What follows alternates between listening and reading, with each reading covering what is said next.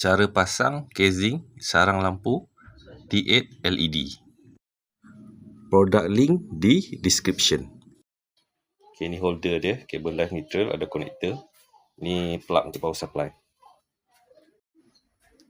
T8 holder dengan kabel live neutral, selit je.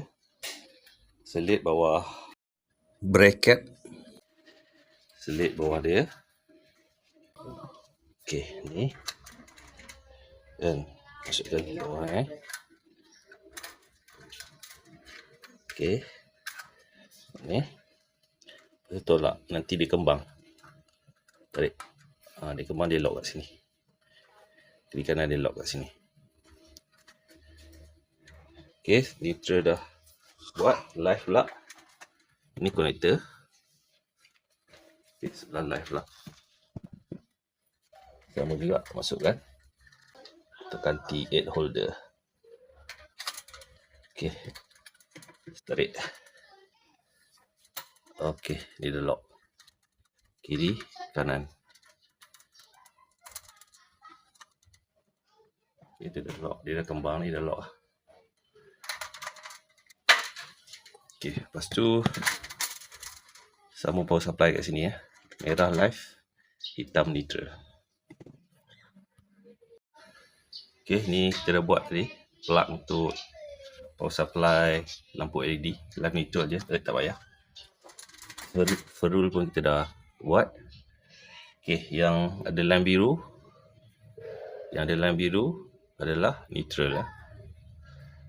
Okey, neutral kita bagi kat hitam.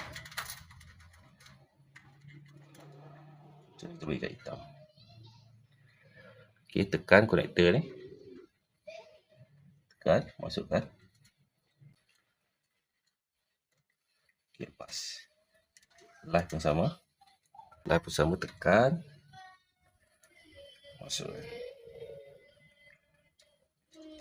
Okey. Dah. Macam ni keadaan dia. Okey, ini sambung ke power supply. Untuk test T8 lampu LED. Okay, sebelum pasang cover casing dia, pasang dulu tube lampu.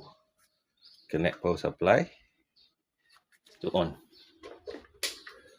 Okey, dah menyala. Okey, lepas dah menyala, buka balik tube baru pasang casing .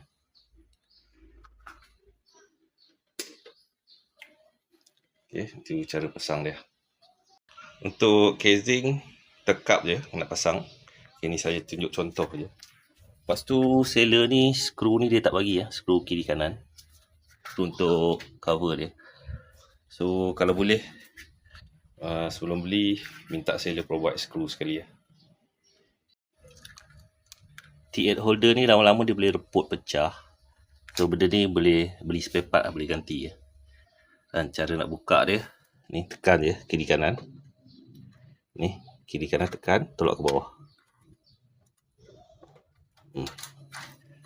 Tarik keluar. Kalau ni dah reput, boleh ganti dengan baru. Itu cara dia. Konektor ni boleh tekan ni, tekan tarik keluar kabel. Senang je.